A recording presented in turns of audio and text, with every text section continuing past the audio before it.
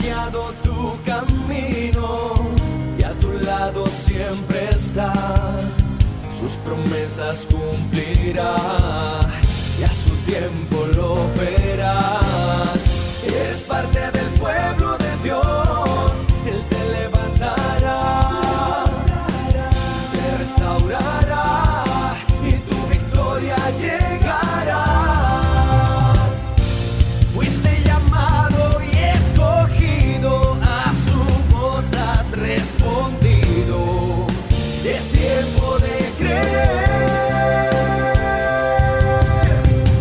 Centro Victoria, nacimos para vencer.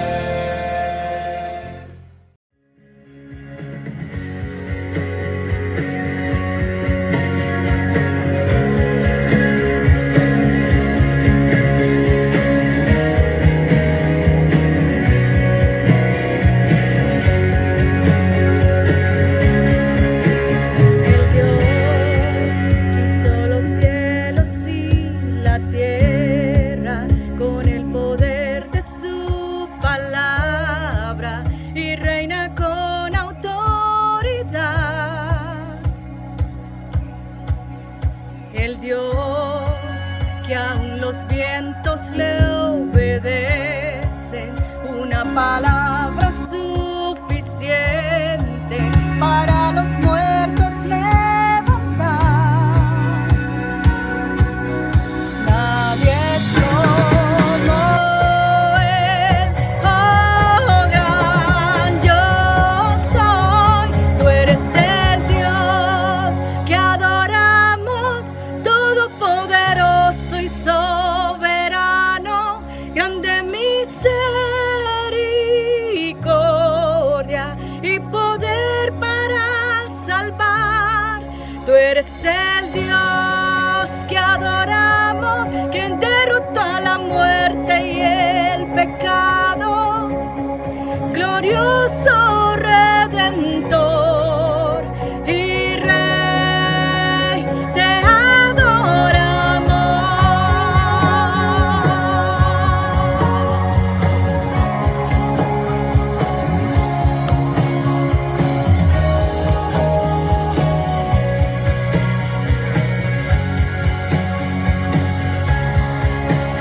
El Dios que descendió desde su trono para llevar sobre sus hombros nuestra culpa y transgresión. Jesús, exaltado sobre todo nombre, solo en Él hay salvación. Nadie es como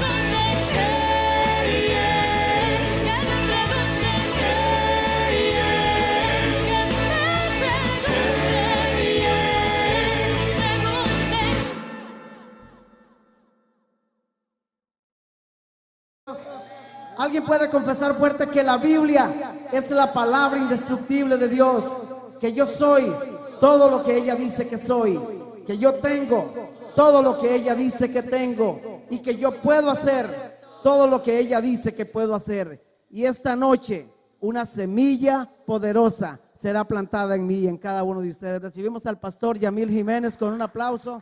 Hola amigos y amigas, nuevamente nos reunimos con ustedes a través de la tecnología, pues para saludarlos, para desearles que estén muy bien, tanto ustedes como sus familias, sus congregaciones, toda la gente linda con la que Dios los ha rodeado a través de los años, que estén protegidos, que estén cuidándose y que siempre con ese optimismo, con esa confianza puesta en Dios, de que las cosas cada día van a estar mejor y que vamos superando los momentos difíciles para movernos a una nueva dimensión, a una nueva etapa, a un nuevo nivel en nuestras vidas. Creo que ese es el propósito de Dios siempre. Dios, el Dios de la Biblia es un Dios de incrementos, es un Dios de hacernos crecer, de hacernos madurar, de hacernos mejorar. Es un Dios que tiene proyectos para nuestra vida.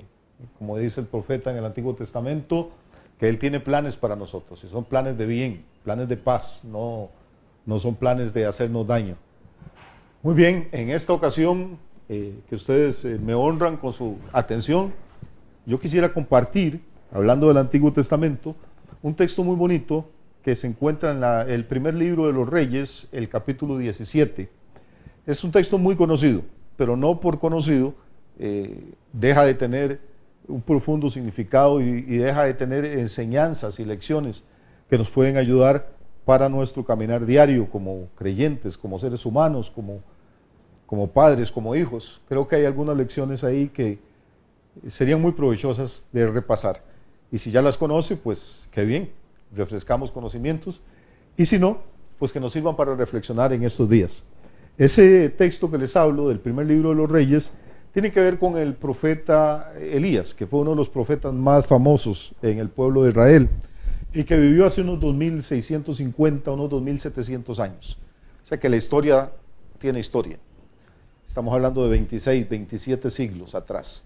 Este hombre de Dios, del que no sabemos casi nada, de su trasfondo biográfico, no sabemos mucho acerca de él, aparece de pronto en el escenario de Israel en una época dificilísima a nivel espiritual, en una época de apostasía, de crisis económica. Aparece este hombre con un mensaje poderoso, con un mensaje violento, con un mensaje de autoridad, y se levanta como la voz de Dios en medio de aquel desierto espiritual que era la nación israelita en ese momento. Y se preguntará usted, bueno, ¿y por qué, si Israel era el pueblo de Dios, por qué era un desierto espiritual? Bueno, porque Israel había cedido a la perenne tentación de ese pueblo, que fue la idolatría. Estaba rodeado de pueblos paganos, de pueblos idólatras, e Israel con muchísima facilidad se olvidaba de su Dios, le daba las espaldas al Dios del pacto y empezaba a idolatrar y adorar y a venerar a los dioses de las naciones vecinas. En esa época histórica en la que aparece el profeta Elías, el rey que está gobernando Israel se llama Acab. Y estamos, para ubicarnos de una vez, en el capítulo 17 del primer libro de los Reyes. Primero de Reyes, capítulo 17, versículos desde el 1 hasta el 7, vamos a leer hoy. Entonces este hombre Acab, habiendo miles y miles de mujeres israelitas con las que podía casarse, tuvo la genial ocurrencia de escoger su esposa en el extranjero. Y su esposa se llamaba Jezabel, y la trajo de una ciudad ubicada en lo que hoy en día es Líbano. Probablemente Jezabel era una mujer muy atractiva, probablemente era una mujer seductora, debe haber tenido muchas cualidades, pero tenía un ligerísimo problema, y es que era una ferviente adoradora de los dioses de su país. Y cuando una mujer como esta, una princesa, viene, se desplaza a otro país para casarse, no va sola, lleva a sus servidoras, lleva a sus doncellas, lleva a sus mayordomos, lleva a sus pajes, y obviamente era una mujer religiosa, y pues lleva también los sacerdotes de su religión. Y muy pronto ella se gana el corazón de Acab, y Acab empieza a tolerar al principio el culto a Baal y a los dioses cananeos. Y muy pronto empieza a levantar esta mujer templos a sus dioses. Y al final ya Acab no solo tolera el culto prohibido, el culto idolátrico, sino que lo promueve. Como es el rey, tiene los recursos, tiene la autoridad, y los israelitas simplemente siguen el patrón de sus reyes, y muy pocos años después de que esté gobernando Jezabel, nos damos cuenta de que hay una apostasía generalizada en el pueblo de Israel, al extremo, que es triste decirlo, pero que de todos estos millón y algo de israelitas que debían vivir en aquel momento en Canaán, llega un momento en que Dios mismo dice que solo quedan 7,000 que no han doblado sus rodillas delante de Baal. Baal era el segundo dios en el panteón de los pueblos cananeos. El primer dios se llamaba El, que era como el padre y el creador de todos los dioses, pero que no se metía en la vida diaria de la gente. Pero Baal era el dios de la fertilidad, era el dios al que la gente buscaba para tener muchos hijos, era el dios que los agricultores buscaban para tener muchas cosechas, era el dios que los pastores y los ganaderos invocaban para que sus ovejas y sus cabras parieran crías fuertes y saludables. Era un dios que tenía que ver con la reproducción en el mundo vegetal, en el animal y en el género humano también. Entonces era idolatrado, repito, por cientos de miles de israelitas. Y esto es muy triste, porque este es el pueblo al que Dios había sacado de Egipto. Este es el pueblo al que Dios le había dado mandamientos en el monte Sinaí. Y el primer mandamiento decía: yo soy Jehová tu Dios que te saqué de tierra de Egipto. No tendrás dioses ajenos delante de mí, no te inclinarás a ellos, no los honrarás, no te harás imagen. Pues bueno, esta gente se saltó la barda, se saltó todos los mandamientos y le dieron la espalda desvergonzadamente a Jehová y se dedicaron con todo entusiasmo a darle culto, honra y gloria a Baal. Es en ese contexto que tenemos que ubicarnos para entender lo que está pasando en este capítulo 17. En esta apostasía, en esta oscuridad espiritual, es cuando Dios levanta al profeta Elías. Y Elías entra sin ningún preámbulo. El versículo 1 dice: Elías Tisbita, que era de los moradores de Galaad, le dijo a Acab. Recuerde que Acab es el rey de Israel. Le dice: vive Jehová Dios de Israel, en cuya presencia estoy, que no habrá lluvia ni rocío en estos años, sino por mi palabra. Y vino a él palabra de Jehová diciendo: apártate de aquí y vuélvete al oriente y escóndete en el arroyo de Querit, que está frente al Jordán. Beberás del arroyo, y yo he mandado a los cuervos que te den allí de comer. Y él fue e hizo conforme a la palabra de Jehová, pues se fue y vivió junto al arroyo de Querit, que está frente al Jordán, y los cuervos le traían pan y carne por la mañana, y pan y carne por la tarde, y bebía del arroyo. Muy bien, vamos a repasar esta historia. Leamos primero los versículos iniciales. Dice: Elías Tisbita era de los moradores de Galaad, vino a palacio, vino a la corte, vino donde el rey Acab, y le dice: vive Jehová Dios de Israel, en cuya presencia estoy, que no habrá lluvia ni rocío en estos años, sino por mi palabra. Amigos, este primer versículo es clave. Este hombre está hablando con una autoridad extraordinaria. No sé si captamos lo que está diciendo. Lo que está diciendo es que en Israel, que ya de por sí es bastante árido, va a venir una sequía que va a durar años. No días, no semanas, no meses, años. Y no solo eso, afirma que él, Elías, el profeta, va a tener el control del clima. Va a ser no como un empleado de estos del Instituto Meteorológico, sino que él es el que va a controlar la meteorología. Él va a decidir cuándo llueve y cuándo no llueve en Israel, y esta sequía se va a prolongar durante años. Ahora, trate de imaginarse su país, su ciudad, su pueblo o el mío, 3 años sin lluvia. Una sequía de 1 año acaba con los pastizales, acaba con las fuentes de agua, y los animales mueren, y los agricultores no pueden sembrar. No es el asunto no es que va a haber sequía. El problema aquí no es que va a dejar de caer la lluvia y la gente va a poder ponerse ropa sport y van a salir a caminar y van a ir a correr y a hacer ejercicio y a la playa. Aquí el problema es de vida o muerte. Si durante varios años en una sociedad cuya riqueza es completamente agropecuaria, si durante varios años no hay lluvia, pues no hay pasto, no hay cultivos, los animales mueren, no hay leche, no hay queso, no hay carne. Es la catástrofe total. Obviamente decirle eso a un rey y a un rey pagano y decírselo en su propia cara, pues va a desatar la ira del rey, va a desatar el enojo. El rey va a considerar a este profeta como su enemigo personal, como un enemigo del Estado, y lo va a perseguir. Por eso es que el segundo versículo de una vez dice: vino a Elías palabra de Jehová diciéndole: apártate de aquí, vete hacia el este y escóndete en el arroyo de Querit, que está frente al Jordán. Escóndete. ¿Por qué escóndete? Porque Acab se va a indignar cuando le cuente a Jezabel, su esposa, lo que dijo el profeta de Jehová. Entonces el matrimonio en conjunto van a tomar sus soldados y van a perseguir a Elías para aniquilarlo. Entonces Dios le da la orden, no solo le da una palabra de que vaya y le predique a Acab, que le profetice, sino que luego le dice: ahora de que ya lo hizo, vaya, escóndase, porque la situación no se va a poner buena. Muy bien, hasta aquí santo y bueno. Pero recuerde, estamos en un contexto de hambre, estamos en un contexto de sequía, estamos en un contexto de escasez económica, de necesidad financiera. Va a venir una crisis sobre toda la nación de Israel. Y entonces Elías, como ser humano que es, se preocupa. Dice: bueno, pero ¿qué voy a hacer yo escondido ahí? ¿Cómo voy a alimentarme o cómo voy a comer? Si tengo que esconderme, si no puedo salir a la calle, si no puedo salir a comprar lo poco que haya en el mercado, ¿qué voy a hacer? Y Dios le dice: no se preocupe, vaya, escóndase donde yo le dije. Y viene uno de esos milagros extrañísimos de la Biblia. Dice el Señor que Él le ha dado orden a unos cuervos, imagínense, para que le lleven al profeta todos los días, 2 veces diarias, carne y pan. No sé si usted puede imaginarse la escena, pero la Biblia tiene historias como estas que de pronto como que le vuelan el cerebro a uno, como que le rompen todos los esquemas y te habla de cosas que están fuera de la experiencia normal de las personas.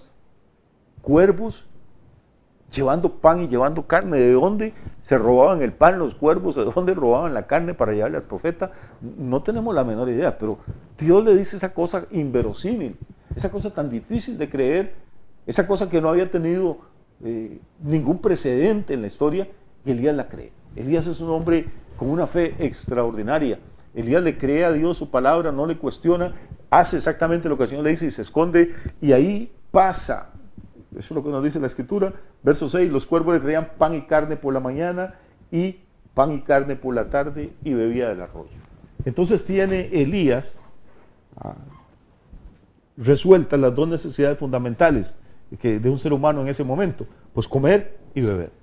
En un tiempo de sequía, en un tiempo de hambruna, en un tiempo de escasez, él está haciendo lo que Dios le indicó, está en el lugar que Dios le ordenó, y entonces Dios lo respalda, lo honra y provee para él.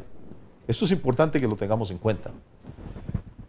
Mucha gente yo la escucho citando versículos bíblicos y dicen: bueno, pues Dios, si tiene que mandar cuervos para darme de comer, Dios mandará cuervos. Sí, amigo y amiga, claro, Dios puede mandar cuervos, pero es que no le manda cuervos a todo el mundo, ni le mandó cuervos a Elías porque tenía una preferencia especial por Elías, sino simplemente porque Elías está haciendo lo que Dios le dijo y está en el lugar donde Dios quiere que él esté. Y la obediencia siempre tiene frutos. Esta obediencia hace que este profeta tenga asegurada su provisión de alimento y su provisión de bebida. El agua es importantísima y todos sabemos esto. Más del 70% de nuestros cuerpos es agua. Necesitamos agua para todas las reacciones químicas y eléctricas que se producen en nuestro organismo. Las células sin agua mueren. Podemos soportar mucho más días sin comida que sin agua. O sea, cuando hablamos de agua estamos hablando de que hay una provisión de vida para este hombre. Pero, y he hecho un poquito de trampa con este texto, porque yo corté la lectura en el versículo 6, y hay un versículo 7 aquí que es importante. Dice que este Elías, que está ahí tranquilo, campante, que ya no tiene ninguna angustia ni ansiedad, porque ya tiene su almuercito y su cena asegurados cada día, aunque de esta forma tan sui generis, pero ya los tiene asegurados, y tiene también su provisión de agua, hay un arroyo ahí. Pero oiga lo que pasa, dice el versículo 7 que pasados algunos días se secó el arroyo, porque no había llovido sobre la tierra. Y este es como el corazón de mi comentario en esta ocasión. O sea, es extraño, repito que este es un texto muy conocido, pero que tiene estas cositas ahí. Elías está haciendo lo que el Señor le dijo. Fue al lugar que Dios le dijo. Se escondió en el lugar que el Señor le dijo. Está tomando agua del arroyo que ha estado fluyendo ahí normalmente, Él está tranquilo, en este momento no tiene cuidado por sobrevivir porque sus necesidades están cubiertas, pero de pronto el nivel del arroyo empieza a bajar día tras día y al final como que ya no baja más tanto agua como es lodo casi lo que está bajando, y finalmente nos dice el versículo 7 con un verbo definitivo, dice se secó. Y yo creo que esta es una experiencia que nos debe servir a nosotros para reflexionar. ¿Cuántas veces hemos estado tranquilos? Dimos por sentado, no que los cuervos iban a llevar el pan y la carne a nuestra casa, pero dimos por sentado que nuestro esfuerzo, nuestra inteligencia, nuestra diligencia, nuestro trabajo, nuestro conocimiento, nuestra profesión, nos tenían asegurados el pan y la carne y el agua y el alojamiento y el techo. Y parece que la vida va a ser así, sin ninguna interrupción, que vamos a vivir en ese estado de tranquilidad y de normalidad, y de pronto un día nos levantamos con una pésima noticia, miramos a nuestro alrededor y vemos que el arroyo se había secado. Y la reacción normal ante una catástrofe, porque no se le puede decir otra cosa como la que le pasó a Elías, una catástrofe de estas es que entramos en pánico. ¿Qué voy a hacer ahora? Las cosas a las que yo estaba habituado, las cosas a las que durante cierto tiempo me acostumbré, de pronto ya no están ahí. Lo que yo daba por sentado en mi vida, de pronto ya no está. La cosa más normal del mundo, como ver correr el agua de un arroyo, de pronto no sucede más. Y uno empieza a cuestionarse qué he hecho de malo. Bueno, no es necesariamente que has hecho nada malo, no es que estás en pecado, no es que estás en desobediencia. Porque Elías estaba, repito, haciendo lo que Dios le dijo, y estaba en el lugar que el Señor le dijo, pero el arroyo se secó. Y tal vez en este momento estamos algunos en situaciones similares. No sé, tal vez estás metido en una relación donde el arroyo se está secando o el agua ya empieza a verse turbia. Tal vez estás dejando tu vida en un trabajo que ya no da más, un trabajo donde no vas para ninguna parte, donde nunca te van a ascender, donde nunca te van a dar un aumento de salario, donde lo único que te espera es hacerte viejo. Tal vez estás metido en un ministerio que no fructifica, que entre más horas y más trabajas y más te esfuerzas, menos gente llega a la congregación y menos fruto, menos resultado ves.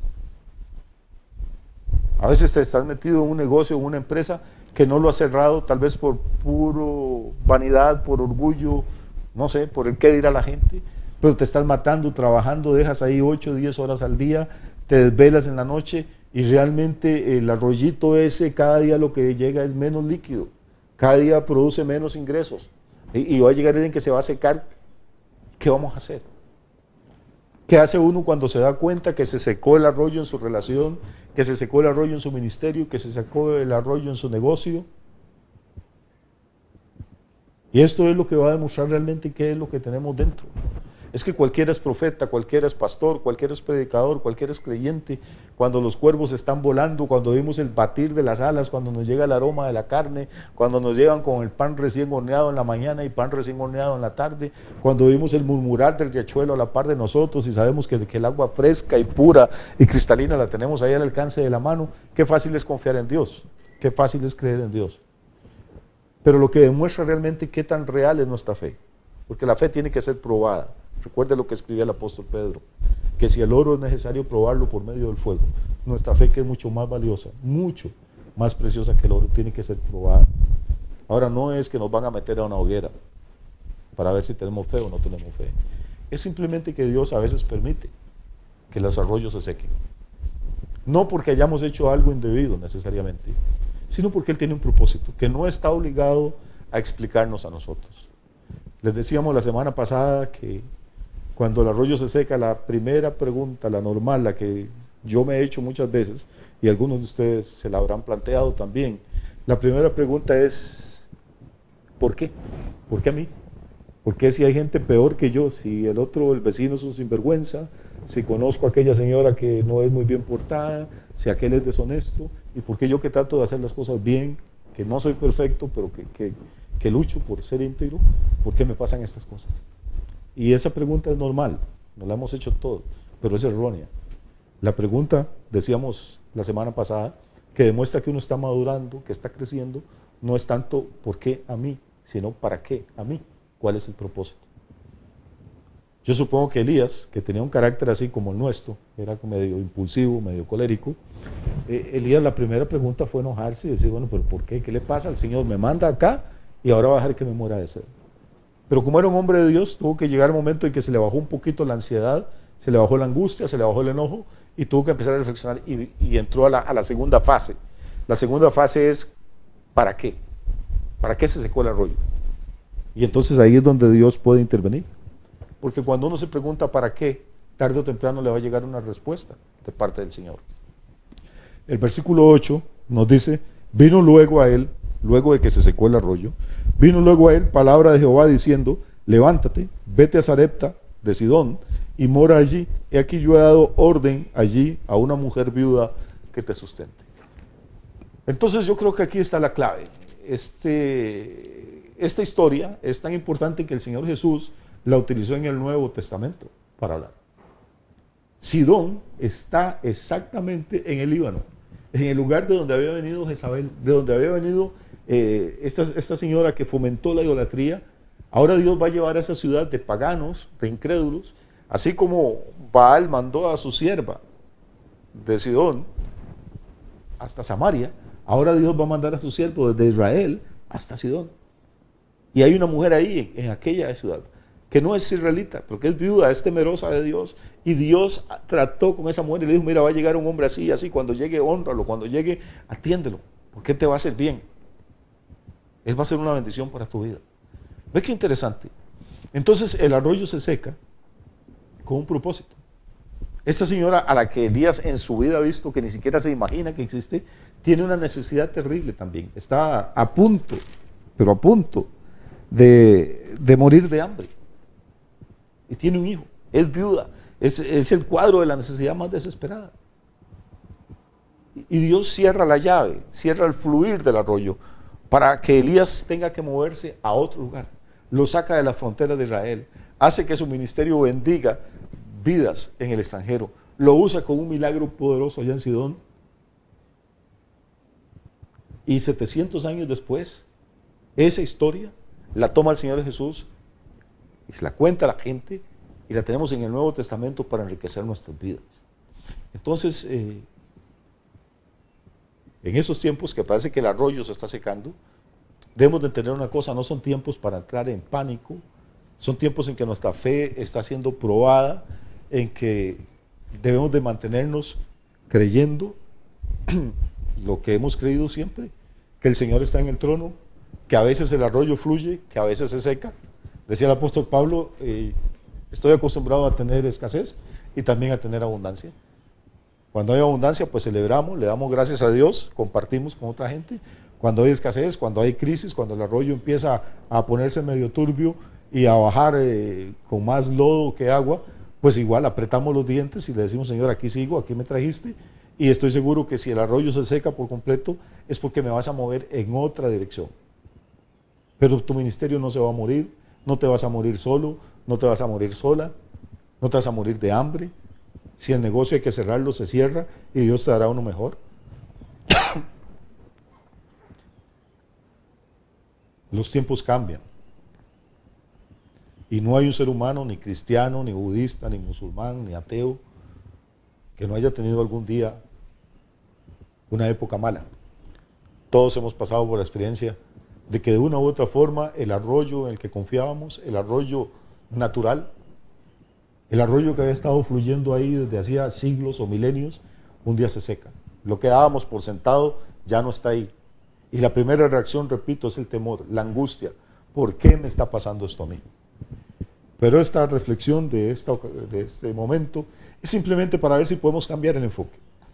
Si podemos darle gracias a Dios por las cosas buenas que han pasado hasta acá. Si podemos darle gracias a Dios porque Él sigue siendo Dios y sigue estando en el trono, aunque nosotros sintamos que el nivel del agua está descendiendo. Y si podemos darle gracias a Dios por lo que viene también. Porque después de que estos días difíciles pasen, amigo o amiga, si sigues viviendo igual, si sigues siendo el mismo esposo poco cariñoso, si sigues siendo la misma esposa poco comprensiva y poco dulce, sigues siendo el mismo hijo rebelde, malagradecido, si sigues siendo el mismo padre o madre descuidado, si sigue siendo el mismo empresario que paga salarios de hambre a sus obreros, si sigue siendo el mismo empleado mediocre o malo que en realidad se está robando el sueldo de su patrono, si sigue siendo el mismo ministro flojo y descuidado, pues entonces se habrá perdido el propósito de Dios. El arroyo se seca es para movernos en otra dirección, para movernos a otro lugar, a otro nivel, porque Dios, repito, es un Dios de incrementos, es un Dios de fruto, es un Dios que cuando las cosas no están produciendo lo que deberían de producir, Él a veces cierra la llave, para que nosotros no demos nada por sentado, para que entendamos que no dependemos de un arroyo determinado, sino que dependemos de Él, que Él es nuestra fuente, Él es nuestra provisión. Y a veces hemos estado tan cómodos durante tanto tiempo que se nos olvida esta verdad, que es casi una de esas verdades de perogrullo. Estos son tiempos no de quejarse, son tiempos de alegrarnos. Alegrarnos porque son tiempos de cambio y Dios no nos va a cambiar de mejor para peor, sino nos va a cambiar de bien para mejor. Si habíamos estado bien hasta ahora, cuando pasen estos días, vendrán cosas mejores todavía en el nombre del Señor. Ese es mi deseo para ustedes, para sus familias. Agradecerles nuevamente que nos distingan, que nos honren, compartiendo con nosotros estos ratos de reflexión y animándolos y animándolas a todas, por favor. Ustedes pueden colaborar con este ministerio de una forma muy sencilla, simplemente con sus contactos, amigos, parientes o hermanos, hermanas que puedan estar interesados, dígales que nos busquen en YouTube, que pueden usar la dirección esta, que es muy fácil, es Producciones Centro Victoria, y ahí van a encontrar una serie de material que les puede ayudar. Que estén muy bien, que el Señor les bendiga, y nos vemos la próxima ocasión.